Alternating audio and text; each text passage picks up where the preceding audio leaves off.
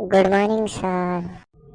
ए आधी बेटा आज स्कूल क्या नहीं आयला सर आज साइकिल का टायर बिगड्या थियो। तम के बर्थडे ला गड़ित सर घरमा समस्या थियो त्यसैले एब्सेन्ट भएँ हुँ।